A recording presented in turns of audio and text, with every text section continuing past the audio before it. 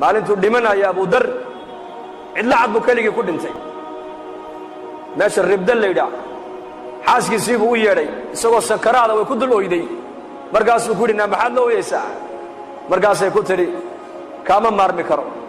kuma maydhi karo kuma aasi karo mara kafan kuu noqotona kuma hayo markaasuu ku yidhi dhegayso halkaa u bax tuurkaa u bax buu ka yidhi safar jamaaca mu'miniina soo mari doontee kuwaaba aniga i aasi doonee iigu yeedh buu ka yidhi markaasay ku tidhi xaggee dad aan ka arkaa bay tidhi xaggee dad ka soo maraan xilligan jidka xaajigii xajka ka noqonayna uu go'ay haddee toole oo xajkiina mar horaa laga noqdee dadka dariiqa soo marayaad sheegaysa waa dadkee bay ku tidhi nayaa i dhegaysa buu yidhi koox anigu aan ka mid ahay annagoo maskiidka dhex fadhin oo xalaqad fadhina ayuu nebigu nagu soo baxo wuxuu yidhi mid baa iniga mida ininka keligii cidlo ku dhimani doona keligii buu cidlo ku dhimani doonaa aaskiisana jamaaca muslimiin oo mu'miniina ayaa ka qayb geli doonta raggii maalintaa aan la fadhiyey nin kasta uu dhintay nin magaaluu ku dhintay nin tuuluu ku dhintay nin reerkiisiibuu ku dhintay ninka cidlada ku dhimanaya nebigu sheegay ee jamaacadda mu'miniintu aaskiisa ka qayb geli doonto waa anige ordoo tuurka u baxo jamaacaddii nebigu sheegay baa soo mari doonta iigu yeedh buu ka yidhi bal sida hadalka nebiga u rumaysan yihiin dadkaas muslimiinta maanta adduunyada joogta iyo muslimiinta qarniga caalamka joogtay farqiga inoo dhexeeya waa yaqiin khabarka nebi maxamed ay ka maqleen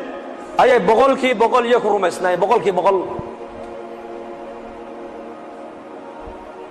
ninkii nebigu uu sheegay buu yidhi waa aniga ee cidlada ku dhimanaya raggii kaloo dhan way wada dhinteen tuulo iyo magaalo iyo qaryad iyo reerkoogay ku dhinteen ninka cidlada ku dhimanaya waa anige jamaacaddu nebigu sheegayba aaskayga ka qayb geli doontee halkaa u baxoo joogsa buu yidhi jamaacaddii baad arki doontaaye isaguna sakaraadkii baa haya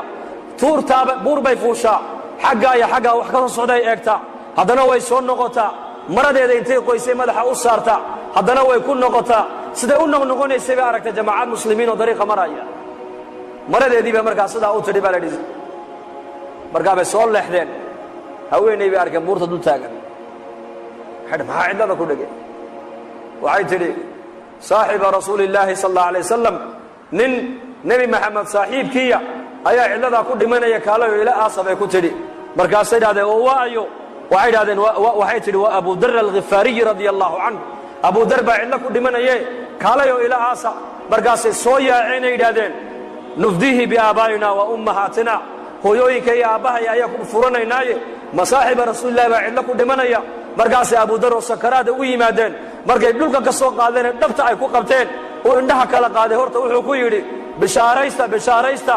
mu'miniin baa tiinoo nebigaa ina sii sheegay buu yidhi xadiiskii nebigu markii buu u bishaareeyey ta kalena wuxuu yidhi dhegaysta laba qof oo muslimiina walaalkood ma dhinto hadday u sabraan oo aynan u ooyin oo ixtisaabna ilaahay ajar ka dalbaan oo ay u sabraan addoonkaasi naar ma arkee waa niga dhimanayaa maanta oo cidlaa ku dhimanaya nebigaa i sheegee ha ii ooyine iska sabr buu ku yidhi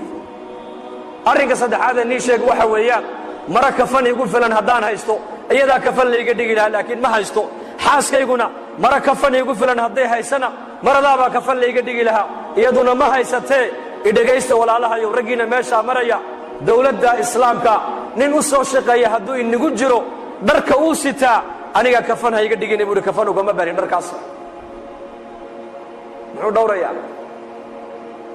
xaaraantuu ka dhowrayaa jidhkiisa inay taabato diin buu wataa taqwad buu wataa iimaan buu wataa zaad buu wataa zaadkaa uu aakhiro la tegaayo inuu ka borooba ayuu diidan yahay innagana zamankan halkeen maraynaa waxaan ku cuninba waa la cunaa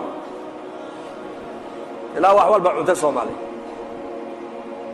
gaajada unbaa xaaraana bay ku odhanayaan gaajada unbaa xaaraana kullu jismin nabata fi lxaraami faannaaru awlaa bihi jidh kastoo xaaraan ku kora buu nebigu yidhi naartaa u xaq loo cuni doonta buu rasuulku yidhi xaaraantu iska daa adige ilaa oo shahwadaaday taaiirisaa shahwadaada way saamayn ubadkaaga xaaraanta taqwaduna awlaadday iska soo baxdaa waracu awlaad buu ka soo baxaa